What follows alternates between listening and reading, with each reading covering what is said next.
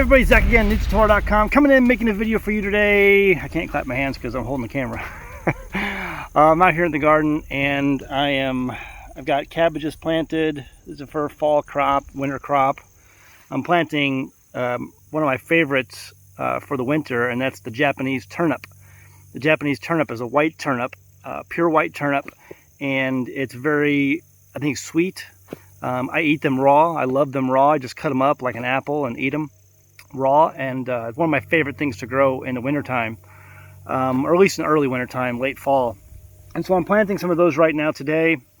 And I've often said that a lot of times, living on a homestead has made scriptures come alive to me. There's just so many lessons you can learn. And I've talked about the sheep and the goats before, and how that has had a lot of meaning to me since I've owned on 2 different occasions goats, and or been around them a lot. And I understand why the Father separates the sheep from the goats. But there's so many biblical lessons that we've learned being out here. Scripture comes alive when you homestead, when you farm. Most of the parables that our Messiah gives in the Word are all agricultural related parables. Most of them are. And, so when he gives a parable, he has a history, he has a knowledge. And I believe that knowledge came from experience, being raised the way he did in an agricultural-based lifestyle. The Hebrews were always agriculturally based. And so there's so much of Scripture that comes alive when you begin to practice these things. What I'm out here doing today, I'm planting these turnips. And let me show you a closer look. I'm basically coming upon these cutouts that I have in my fabric here. And I basically just kind of stir up the soil here a little bit. It's pretty loose soil anyway. Most of my soil is very loose, always. Because of the way I garden. And I take about 3 different, I just dropped one, 3 different seeds of these turnip seeds, and I plant them down into that loose soil. Let me get another one, because I usually try to plant 3. And so there's another one. And what I do is then I cover it up. And it dawned on me that a matter is established by 2 and 3 witnesses. The reason a matter is established by 2 or 3 witnesses is because there's a greater chance of accuracy. Okay, that's why a matter is established by 2 or 3 witnesses. When someone's accused of something, of breaking Torah or going against God's law, a matter can be established by 2 or 3 witnesses, and that purpose is for a greater degree of accuracy. You don't want to convict somebody of something that they didn't do. And so that's why a matter is established by 2 or 3 witnesses. But so many of the things that you read about in Torah can be also used agriculturally. The reason I plant 3 seeds per hole is that so the plant can be established. There's a greater chance of that plant growing and producing fruit, producing a food product. And so again, this is a spiritual lesson that you can learn by actually going out and planting things. And I think that's the case of so much of the Bible, that by going out and doing things, getting your hands dirty, it says you will till the ground for your sake, because it keeps you close to the Father and his original intent, his original idea for creation. And, so basically I put these 3 in to establish that plant. It's a better chance of that plant growing. Also, what I do with each of these plants, and most of the plants that I plant, is I put in a covering. And so you can see here I've used grass. So I've already planted here. I use this dried grass, this dry hay, to put a light covering over those seeds. And what that does, it actually provides some shelter for those seeds when the heat of the sun bears down on it, or when there's a heavy rain. A heavy rain will tear up that soil and will wash that soil away, and chances are your seeds are going to wash away with it. Or the sun beating down on it can dry out the soil and dry out those seeds, and can kill those seeds if they're trying to sprout and germinate.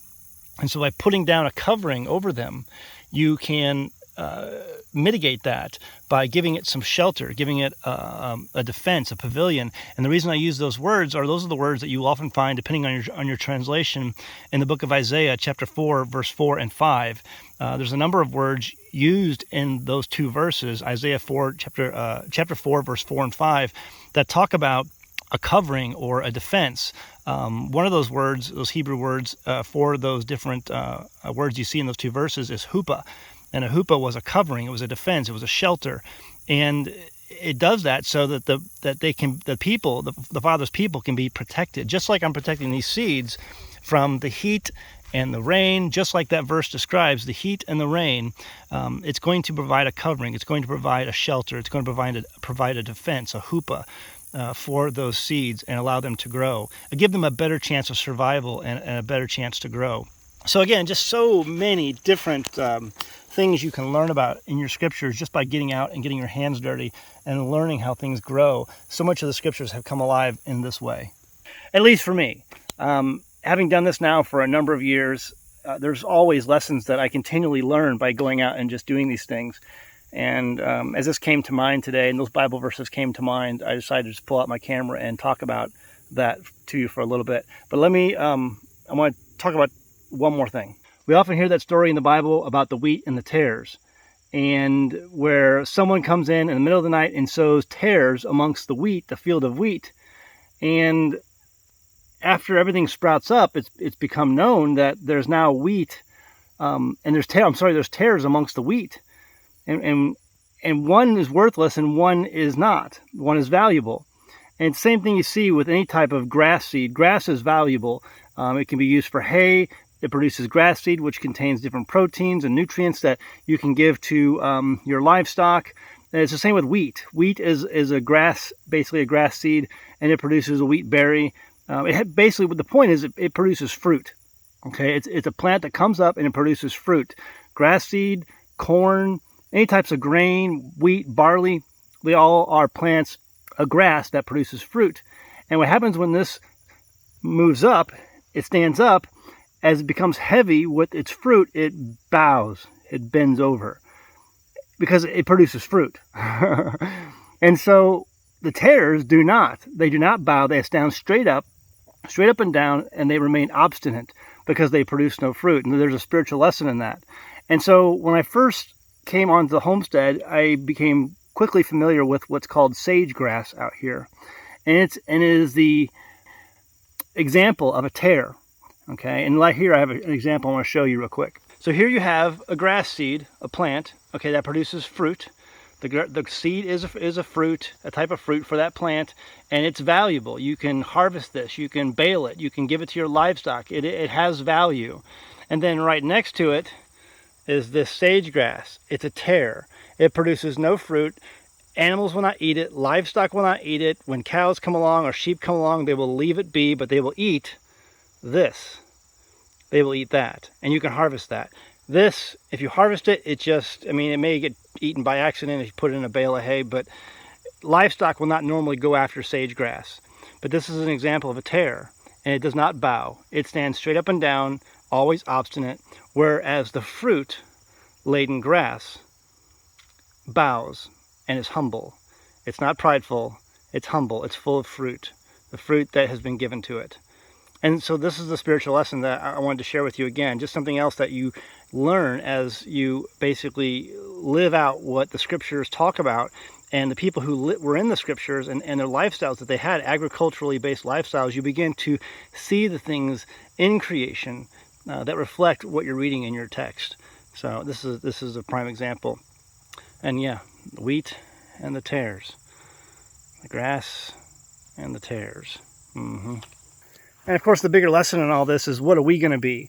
I have said before that the parable of the sower is the most important parable that you should memorize, your children should memorize, because as you live through life, the parable of the sower is always going to be reflected in the people around you. You're going to see people who spring up and then fall away, or people who have been choked out by the thorns around them in life, people who have succumbed to the temptation, persecution, and tribulation that sunlight brings, because they have no depth of root.